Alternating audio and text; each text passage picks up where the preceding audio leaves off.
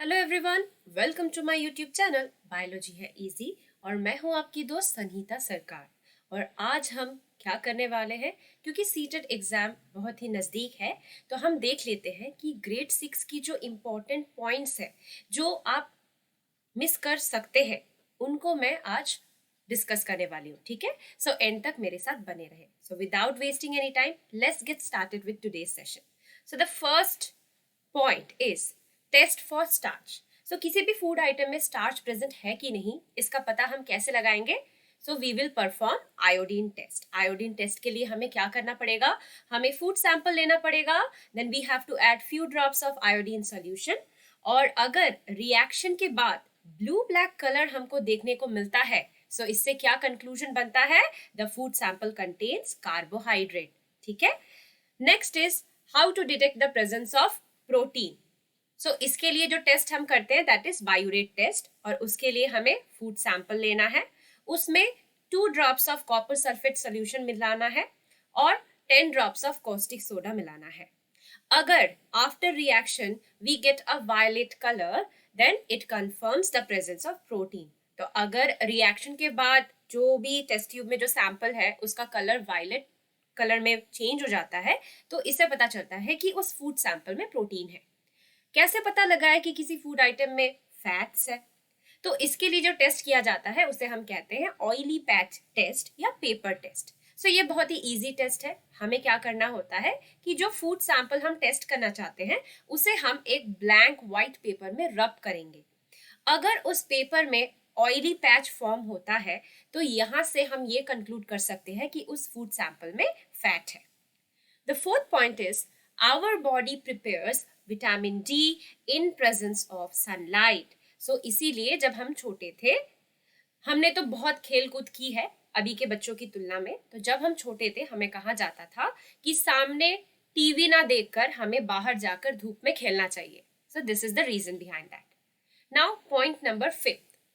This is very very important. Cotton yarns do not shrink or melt on burning.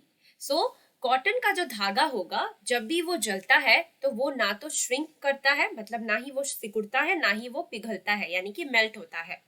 It gives an odour similar to burning paper. और जब भी cotton का कोई भी जो yarn है या धागा है, जब हम उसको जलाते हैं तो जो स्मेल आती है वो बर्निंग पेपर की, मतलब एक पेपर को जलाने से जैसी स्मेल आती है ठीक वैसी ही आती है। Sixth point is also very important. The silk yarn shrinks away from the flame and burns but does not melt. तो अगर हम सिल्क का कोई धागा जलाएंगे तो वो सिकुड़ता जरूर है पर वो मेल्ट नहीं करता। और इसका जो ओडर होता है it is of charred meat. Okay, so the odour of this silk yarn upon burning is like charred meat. Seventh point is also very very important. The wool yarn also shrinks and burns but does not melt. तो अगर आप ऊन का कोई भी धागा जलाएंगे तो वो भी सिकुड़ेगा जरूर, it will shrink, but does not melt, वो पिघलेगा नहीं। और जब भी हम वुल का कोई भी धागा जलाएंगे, ऊन का कोई भी धागा जलाएंगे, तो कैसी स्मेल आएगी? Strong odour of burning hair. मतलब आपका अगर कभी बाल जला हो तो आपको उसकी स्मेल पता होती है कैसी होगी। तो वुल के धागे को जलाने से भी बर्निंग हेयर जैसी ओडर हमको मिलेगी। ठीक है, सो क्यों? क्योंकि जो वुल है ये हमको फर या फ्लीस ऑफ शीप या गोट से मिलती है, तो इसीलिए जो ओडर है उसमें सिमिलैरिटी है। Point number 8, the synthetic yarn shrink and burn. So आपको हमेशा याद रखना है, अभी तक मैंने जो 3 यार्न के बारे में बात की, that is cotton, silk and wool, all these are natural fibres. ठीक है, सो हमको ये या तो प्लांट से मिलते हैं या फिर एनिमल से मिलते हैं। Cotton is a plant fibre which is again a natural fibre. Silk और वुल हमको एनिमल से मिलते हैं, so it is a natural fibre as well as animal fibre.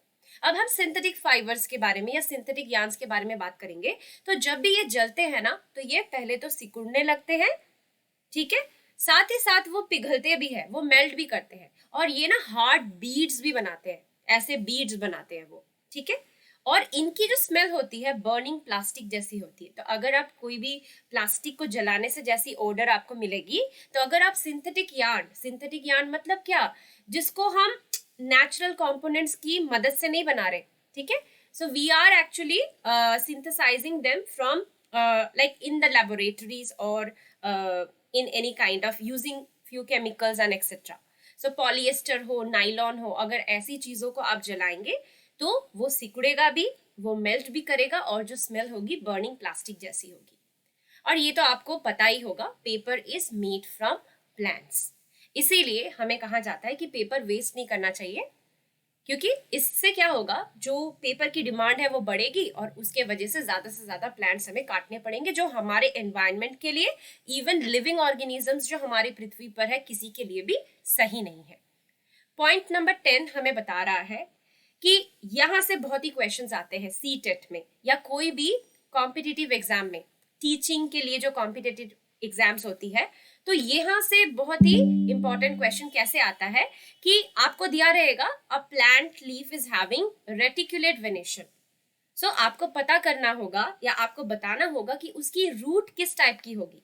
सो आपको हमेशा याद रखना है, रेटिकुलेट वेनेशन अगर किसी प्लांट की लीफ की होगी तो उसकी टैप रूट होती है, और reticulate venation tap root system आपको डाइकॉट प्लांट में मिलेगी। तो या तो आपको दिया रहेगा a dicot plant leaf is having reticulate venation, तो आपको उसका रूट टाइप पता करना होगा, तो वहां पे आपको 4 ऑप्शंस दिए रहेंगे। सो आपको आंख बंद करके टैप रूट को सिलेक्ट करना है। अब आ जाते हैं पैरेलल वेनेशन। पैरेलल वेनेशन मतलब क्या, जो वेन्स होती है लीव्स में वो पैरेलल लाइन जैसी होती है, ऐसी होती है, ठीक है। और जो रेटिकुलेट वेनेशन होती है उसमें ऐसा नेटवर्क होता है, ठीक है, इंट्रिकेट नेटवर्क ऑफ वेन्स होता है। सो पैरेलल वेनेशन अगर लीव्स की होंगी तो जो रूट टाइप होगा वो होगा फाइब्रस रूट। और किन प्लांट्स की पैरेलल वेनेशन और फाइब्रस रूट होती है, मोनोकॉट प्लांट की। डाइकॉट प्लांट मतलब उनकी सीड्स में 2 कॉटिलिडन्स होंगे, इसलिए डाई मींस 2, कॉट आता है cotyledon, dicot plant. Monocot plant मतलब इनकी जो सीड है उसमें सिर्फ एक कॉटिलिडन होता है। So one such example of monocot plant is मेज, ठीक है। और डाइकॉट प्लांट आप राजमा या बीन्स बता सकते हैं, ठीक है। सो ये आप ध्यान में रखना। अब आ जाते हैं सेपरेशन ऑफ सब्सटेंसेस। सो ये भी बहुत ही इंपॉर्टेंट एक चैप्टर है। तो आपने ये देखा ही होगा कि ज्यादातर जो चीजें हमारे घर में अवेलेबल होती है वो मिक्सचर के तौर पे अवेलेबल होती है। तो मिक्सचर बनता कैसा है, हर एक मिक्सचर में एक या उससे ज्यादा कंपोनेंट्स होते हैं, एक नहीं, 2 या 2 से ज्यादा कंपोनेंट्स होते हैं। तो अगर आपको किसी भी मिक्सचर के जो 2 कंपोनेंट्स है उसे हटाना हो तो कुछ कुछ सेपरेशन मेथड्स होते हैं जिसका हम इस्तेमाल करते हैं। तो यहाँ पे हम पहले पढ़ेंगे विनोइंग के बारे में। विनोइंग में सेपरेशन किस बेसिस पे होगा, separation of heavier and lighter components. So कभी भी अगर आपको हेवियर कंपोनेंट्स और लाइटर कंपोनेंट्स को सेपरेट करना पड़ेगा तो आप विनोइंग जो प्रोसेस है या जो मेथड है उसका इस्तेमाल करेंगे। और यहाँ पे जो विंड है या जो ब्लोइंग एयर है वो सेपरेशन में मदद करती है। तो अगर हम एग्जाम्पल दें कि विनोइंग हम कहाँ पे इस्तेमाल करेंगे, तो अगर हम सैंड और सॉ डस्ट है इन दोनों के मिक्सचर को अलग करना चाहेंगे तो हम विनोइंग मेथड का इस्तेमाल करेंगे। अब आ जाते हैं हैंड पिकिंग। ये तो आपने अपने घर में बड़ों को करते हुए ही देखा होगा कि जब भी हम चावल निकालते हैं तो उसमें कंकड़ पत्थर गंदगी होती है, तो क्या करती है हमारी मम्मी, यूजुअली इनको हाथों से उठा उठा कर अलग करती है। तो कैसे वो अलग कर पाती है, क्योंकि वो जो इम्प्योरिटीज है उनकी साइज थोड़ी बड़ी होती है, प्लस उनके कलर में कुछ चेंजेस होते हैं। चावल का कलर और ये जो डर्ट स्टोन या हस्क वगैरह है इनका कलर टोटली डिफरेंट होता है। तो हम इसे आसानी से क्या कर सकते हैं, हाथों से उठा उठा कर उसे सेपरेट कर सकते हैं। सो हैंड पिकिंग में बेसिस क्या बनता है, separation of slightly larger size impurities. अब इम्प्योरिटीज क्या हो सकती है, डर्ट हो सकता है, स्टोन हो सकता है, हस्क फ्रॉम व्हीट, राइस और पल्सेस हो सकता है। तो यहाँ पे एक एग्जाम्पल मैंने दिया है, husk and stones from grains. तो अगर आपके पास ग्रेन्स है और उसमें जो इम्प्योरिटीज के तौर पर क्या क्या मौजूद है, हस्क मौजूद है और स्टोन्स मौजूद है, छोटे छोटे कंकड़ पत्थर मौजूद है, तो आप कैसे सेपरेट करेंगे? सिंपल तरीका है, हाथों से चुन चुन कर इसे आप अलग कर देंगे। पर हाँ, हैंड पिकिंग, जब जो मिक्सचर है वो कम अमाउंट में आपके पास हो तभी आप ये कर पाएंगे। अगर आपको लाइक 25 kgs का एक राइस का बस्ता दे दिया गया हो तो आपके लिए ये पॉसिबल नहीं होगा। नेक्स्ट मेथड है थ्रेशिंग। थ्रेशिंग होता है separation of grain from stalks. So आपने देखा ही होगा कि जो पैडी या वीट की जो प्लांट होती है वो कैसी होती है, उनमें जो ग्रेन्स होती है ना वो बहुत सारे होते हैं, इस तरीके से अटैच रहते हैं, राइट। सो आप उसको हैंड पिक तो नहीं कर सकते, ये एक एक दाना, एक एक ग्रेन्स को आप स्टॉक से अलग करेंगे। ये है ग्रेन्स, ठीक है, these are grains and this is the stalk. तो ये किसी भी फार्मर के लिए या किसी भी इंसान के लिए पॉसिबल ही नहीं है कि जो एक एक दाना है वो स्टॉक से अलग करे। इसके लिए जो मेथड हम यूटिलाइज करते हैं या जिसको हम अपनाते हैं उस मेथड को कहते हैं थ्रेशिंग। थ्रेशिंग का मतलब क्या है कि पहले हम सारे प्लांट्स को कलेक्ट करेंगे, उसका एक बंडल बनाएंगे, फिर उसको एक कहीं सख्त जगह पर जाकर पीटेंगे। पीटने से क्या होता है, ये जो ग्रेन्स होते हैं ये स्टॉक से अलग हो जाते हैं। इसी प्रोसेस को हम थ्रेशिंग कहते हैं। अब आ जाते हैं नेक्स्ट प्रोसेस या नेक्स्ट मेथड ऑफ सेपरेशन, जो कि है सीविंग। सीविंग समझने के लिए आपने चाय से चाय पत्ती हटाना, ये तो आपने देखा ही होगा, वेरी कॉमन एग्जाम्पल। सीविंग में हम एक छलनी का इस्तेमाल करते हैं और इसका बेसिस क्या है, किस तरीके से जो कंपोनेंट्स है वो अलग होंगी। बेसिस है size of the particles. Mixture में जो पार्टिकल्स की जो साइज है, जो कंपोनेंट्स है, 2 हो या 3 हो, तो जो उनकी पार्टिकल्स की जो साइज है वो अलग अलग होती है। तो यहाँ पे मैंने एक एग्जांपल दिया है कि अगर आपको सैंड से स्टोन्स या पेबल्स हटाने हो तो आप क्या करेंगे कि आप एक ऐसा छलनी लेंगे जिसकी जो छेद है या जो होल्स है वो सैंड को तो अलाउ कर देगी, ठीक है, पर किनको रोक लेगी छलनी में? स्टोन्स और पेबल्स को, क्योंकि स्टोन्स और पेबल्स सैंड के पार्टिकल्स से बहुत बड़े होते हैं। इस तरीके से हमने सैंड और स्टोन्स एंड पेबल्स को अलग कर दिया। अब आ जाते हैं next method, that is sedimentation and decantation. यहाँ पे मैंने एक एग्जांपल दिया है सैंड एंड वाटर के मिक्सचर का। तो अगर आप वाटर लेंगे और उसमें सैंड को मिक्स करने की कोशिश करेंगे तो आपने देखा ही होगा कि जो सैंड पार्टिकल्स है वो वाटर के साथ घुलता मिलता नहीं है, it is not soluble in water, ठीक है। तो अगर आप उसको 1 घंटे तक अनडिस्टर्ब कहीं पे रख देंगे तो क्या होगा, आपके पास एक ऐसा क्लीन कंटेनर है, यहाँ तक पूरा वाटर से फिल्ड है और जो सैंड पार्टिकल्स है वो नीचे ऐसे सेटल डाउन कर जाएंगे, ठीक है, क्योंकि सैंड पार्टिकल्स बहुत ही हैवी है तो दे विल सेटल डाउन। ये settling down of heavier components in a mixture, इसी को कहते हैं सेडिमेंटेशन। और यहाँ पे बेसिस ऑफ सेपरेशन क्या है? डेंसिटी ऑफ द कंपोनेंट्स, मतलब कौन कितना हैवी है। तो सैंड तो चलो सेटल डाउन कर गया, सेडिमेंटेशन हमें समझ में आ गया। डीकैंटेशन का मतलब क्या है? तो अगर आप देखेंगे कि जो सैंड है वो तो bottom surface of the container में सेटल डाउन कर चुका है और हमारे पास ऊपर एक लेयर बन चुकी है जहां पे हमें क्लियर वाटर नजर आ रहा है, राइट। अगर इसी क्लियर वाटर को बिना मतलब ज्यादा डिस्टर्ब किए एकदम हल्के हल्के से हम दूसरे कंटेनर में ले ले, इस प्रोसेस का नाम होता है डीकैंटेशन, पोरिंग क्लीन वाटर और clear water in a separate container. इसी प्रोसेस का नाम है डीकैंटेशन, राइट। अब आ जाते हैं फिल्ट्रेशन। फिल्ट्रेशन में भी हम किस बेसिस पे सेपरेशन करेंगे? Separation of insoluble impurities. मतलब सपोज आपके पास पानी है और आपने उसमें कुछ ऐसा मिक्स किया है जो कि इनसॉल्युबल है, जो पानी में घुलेगा नहीं, ठीक है, और इस इम्प्योरिटीज की जो साइज है वो बहुत छोटी है, it is not like sand और it is not like soil particles, वो बहुत बड़े होते हैं। यहाँ पे जो इम्प्योरिटीज है वो बहुत ही छोटी छोटी साइज की पार्टिकल्स है, फाइनर साइज्ड पार्टिकल्स, तब हम फिल्ट्रेशन का इस्तेमाल करते हैं। तो ये आपको ध्यान में रखना है। तो यहाँ पे हम फिल्टर पेपर का इस्तेमाल कर सकते हैं, फिल्टर पेपर। तो यूजुअली जो स्कूल में जो एक्टिविटीज कराई जाती है वहां पे हम क्या करते हैं कि मिट्टी लेकर आते हैं, पानी में घोलते हैं, फिर क्या करते हैं कि उस मिट्टी पानी में घुले हुए मिट्टी वाला जो हमारे पास मिक्सचर है उसको फिर हम फिल्टर पेपर से पास करते हैं। तो इससे क्या होता है, जो मिट्टी है या मिट्टी के जो पार्टिकल्स, सॉइल पार्टिकल्स जो है वो फिल्टर पेपर पे रह जाते हैं और हमको थोड़ा बहुत क्लीन वाटर जो कंटेनर है वहां पे मिल जाता है। सो फिल्ट्रेशन इस तरीके से की जाती है। नेक्स्ट जो 12th पॉइंट हमको यहाँ पे बताया गया है that is marigold, chrysanthemum, sunflower.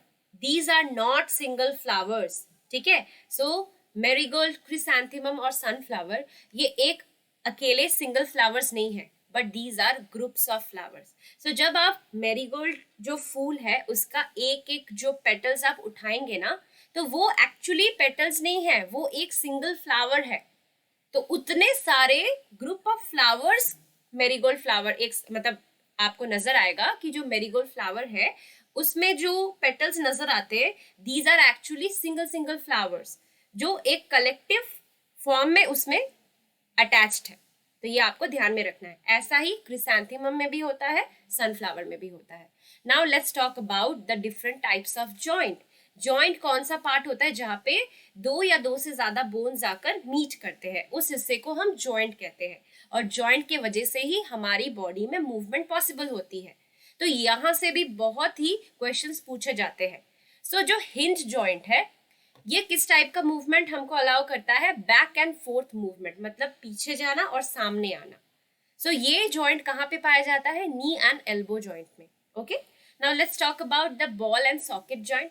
Ball and socket joint पाया जाता है शोल्डर एंड हिप जॉइंट में और ये ऑल राउंड मूवमेंट में मदद करता है। मतलब आप किसी भी ओर अपने बॉडी पार्ट्स को घुमा सकते हैं जहां पर ये बॉल एंड सॉकेट जॉइंट पाया जाएगा। 360 degree movement. Pivot joint, pivot joint किस टाइप का मूवमेंट अलाउ करता है, right, left, forward and backward. So जब भी आप अपने सर को हिलाने की कोशिश करते हैं तो आप उसको राइट एंड लेफ्ट मूव कर सकते हैं, okay, forward and backward move कर सकते हैं। सो ये जो जॉइंट है पिवट जॉइंट जो है it is present between the neck and head. ये आपको याद रखना है कि कौन सी जॉइंट की क्या लोकेशन है और किस टाइप की मूवमेंट वो अलाउ करती है। Now let's talk about fixed joint. Fixed joint का मतलब ही है कि ये कोई भी तरह की मूवमेंट अलाउ नहीं करती है। और ये कहाँ पे प्रेजेंट है, it is present between the upper jaw and the rest of the head. तो आपका जो अपर जॉ और रेस्ट ऑफ द हेड है वहां पे जितने भी बोन्स आकर ज्वाइन हो रहे हैं, मीट कर रहे हैं, वहां पे कौन सी जॉइंट है, फिक्स्ड जॉइंट है। Now let's talk about 14th number point. The human skeleton is composed of around 305 bones at birth. तो जब भी एक बच्चे का जन्म होता है तब उसकी बॉडी में 305 बोन्स होती है। तो फिर कैसे एडल्ट में वो 206 बन जाती है। So it decreases to 206 bones by adulthood after some bones have fused together. तो जैसे जैसे हम एडल्ट की ओर बढ़ते हैं, एडल्ट होने की ओर बढ़ते हैं, तो क्या होता है कि बोन्स एक दूसरे के साथ फ्यूज हो जाती है, जिससे क्या होता है कि जो एडल्ट की जो बोन्स की काउंट है दैट इज ओनली 206 बोन्स। सो आपको ये ध्यान में रखना है। इंटरनेशनल डे ऑफ योगा कब सेलिब्रेट किया जाता है, 21 June. Okay, now let's talk about the 4 R's. What are the 4 R's और 4 आवर्स मंत्र, reduce, refuse, reuse and recycle. So हमें क्या करना है, जो प्लास्टिक आइटम्स है या जो प्लास्टिक की चीजें हैं, पॉलिथीन बैग्स है, उसे रिफ्यूज करना है, उनको लेने से ही मना कर देना है, उनकी यूज को कम करना है। We have to reduce the use of plastic articles, polythene bags. Reuse मतलब कोई भी चीज है उसको आप दोबारा यूज करें। तो जैसे अगर आपको कोई प्लास्टिक की बॉटल मिली हो तो आप उसको वाटर स्टोरेज के तौर पर इस्तेमाल कर सकते हैं, या आपके पास कोई प्लास्टिक कंटेनर है तो उसको आप स्टोरेज आइटम के तौर पर इस्तेमाल कर सकते हैं।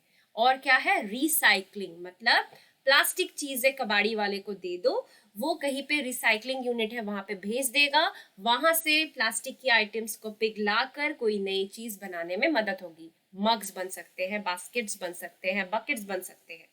Now let's talk about the different types of motion. Rectilinear motion मतलब motion in a straight line.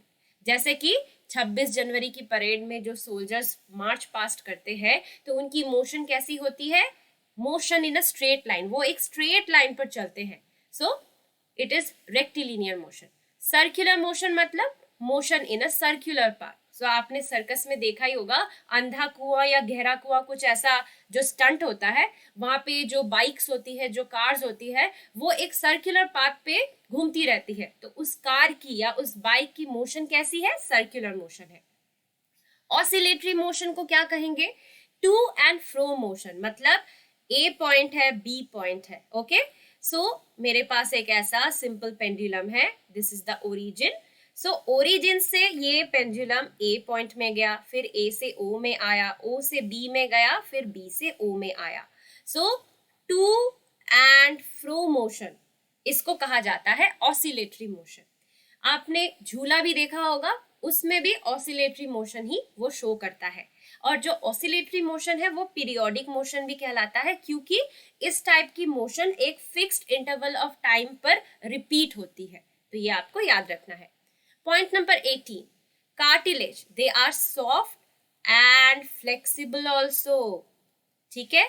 अब जो कार्टिलेज है ये कहाँ कहाँ पर पाई जाती है, नोज टिप, आपकी नाक के ऊपर टिप वाले पोर्शन में, upper part of the years, आपके जो कान है उसके अपर पार्ट में पाए जाते हैं, और इन द जॉइंट, सो जो जॉइंट्स है जहां पर टू या मोर बोन्स मीट कर रही है, ऐसी जगह पर भी कार्टिलेज पाई जाती है। और कार्टिलेज फ्लेक्सिबल भी होती है। बोन्स क्या होती है, वो बड़ी हार्ड होती है, पर जो कार्टिलेज है वो फ्लेक्सिबल होती है, क्योंकि आप देखिए, आप अपने नोज टिप को प्रेस कर सकते हैं, upper part of the years को आप फोल्ड कर सकते हैं, right. Now let's talk about the numbers of bones in rib cage. So rib cage में 12 pairs of bones होता है, मतलब in total 24 bones. 12 pairs मतलब 12 जोड़े, so 24 bones. और जो बैकबोन है हमारी, उसमें कितने बोन्स होते हैं, 33 वर्टिब्री। वर्टिब्री मतलब क्या, एक्चुअली ये बहुत ही छोटे छोटे बोन्स होते हैं, और उन बोन्स के बीच में ना ऐसा सर्कुलर कैनल होता है जिससे स्पाइनल कॉर्ड पास करता है। सो हमारी बैकबोन छोटी छोटी बोन्स से बनी हुई है, जिसका काउंट है 33, okay.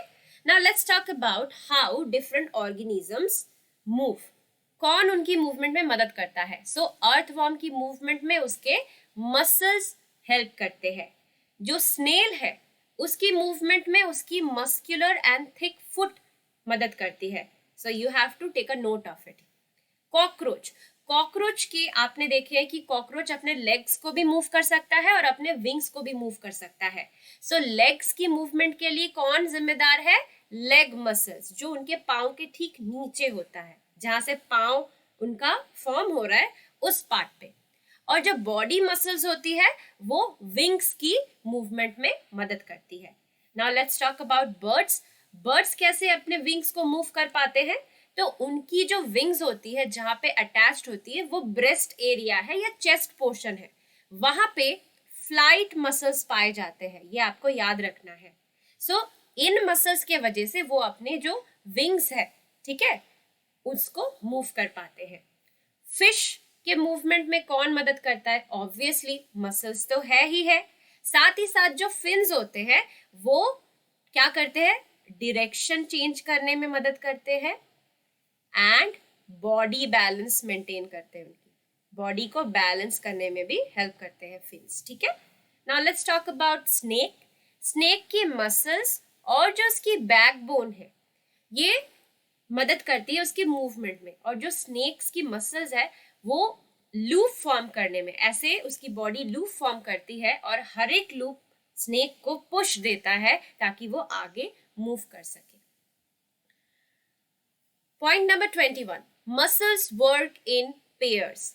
So suppose there is muscle A and muscle B, so ये ए एंड बी मसल दोनों एक साथ मिलकर काम करेंगे। अगर मसल ए कॉन्ट्रैक्ट कर रहा है, मतलब सिकुड़ रहा है, so the muscle B will relax, ठीक है। फिर जब मसल बी कॉन्ट्रैक्ट करेगा तो मसल ए रिलैक्स करेगा। इस तरीके से जो मसल्स है वो पेयर में काम करते हैं।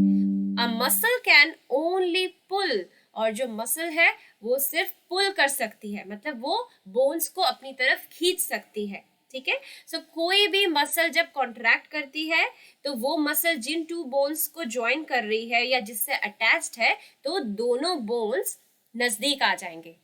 Now let's talk about magnets, ठीक है। A magnet has two poles.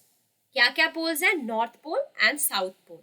और ये तो आपको पता ही होगा, like poles of a magnet repel each other. मतलब मैग्नेट के जो लाइक पोल्स है, मतलब जैसे कि नॉर्थ और north pole, south and south pole, ये एक दूसरे को धक्का मार के दूर कर देंगे। They will repel each other. So हमारे पास टू मैग्नेट्स है, दोनों मैग्नेट्स की नॉर्थ पोल को अगर हम नजदीक लाएंगे और दोनों मैग्नेट्स की साउथ पोल को अगर हम नजदीक लाएंगे तो वो एक दूसरे को ढकेल देंगे। They will repel each other, there will be repulsion between them. Unlike poles of a magnet attract each other. मतलब अगर मैग्नेट ए का साउथ पोल हम लाए मैग्नेट बी के नॉर्थ पोल के करीब, और वाइस वर्सा साउथ पोल को लाए नॉर्थ पोल के करीब, तो देयर विल बी अट्रैक्शन। वो एक दूसरे को अपनी ओर पुल करेंगे, खींचेंगे अपनी तरफ, ठीक है। They will get attracted to one another. So ये आपको याद रखना है, north pole and south pole, south pole and north pole के बीच में क्या होता है? अट्रैक्शन होता है। मैग्नेटिक सब्सटेंस क्या होते हैं? मैग्नेटिक सब्सटेंस ऐसी चीजें होती है जो मैग्नेट से अट्रैक्टेड हो, जैसे कि आयरन, निकल and cobalt. This is very important point. A freely suspended bar magnet aligns itself in north-south direction. So अगर एक धागे से आप एक बार मैग्नेट को फ्रीली सस्पेंड करेंगे ना, तो वो हमेशा नॉर्थ साउथ डायरेक्शन में खुद को अलाइन करेगी। पहले तो वो थोड़ी बहुत इधर उधर मूवमेंट करेगी, पर जब वो रेस्ट पोजीशन पे आएगी, so it will always align itself in north south direction. This is very important point. Now the device that we use to find direction, दिशा ढूंढने के लिए जिस डिवाइस का इस्तेमाल हम करते हैं उसको हम कहते हैं कॉम्पस, ठीक है। और इस कॉम्पस में एक मैग्नेटिक नीडल होती है जिसके दो पोल्स होते हैं, north pole and south pole. और इस मैग्नेटिक नीडल के नॉर्थ पोल को हमेशा एक अलग कलर से पेंट किया जाता है ताकि हम आसानी से नॉर्थ पोल कौन सा है वो समझ पाए, ठीक है। So north pole of the magnetic needle of a compass is painted with a different colour. And today's last point is point number 23. 500 liters of water is lost through transpiration by wheat plants that give us 1 kilogram of wheat. So आपको यहाँ पे क्या बताया गया है कि जितने wheat plants की जरूरत होती है 1 kg wheat के प्रोडक्शन में, उतने wheat plants 500 लीटर पानी लूज करते हैं in the process of transpiration. Transpiration का मतलब क्या है कि जो प्लांट्स एक्सेस वाटर लूज करती है in the form of water vapour, in the form of water vapour. So आशा करती हूँ कि आपको आज का सेशन पसंद आया होगा। अगर इस सेशन से आपको थोड़ी भी मदद हुई हो तो do share this video and like this video and subscribe to my channel for more such video. Till then, take care and keep learning using Biology Hai Easy.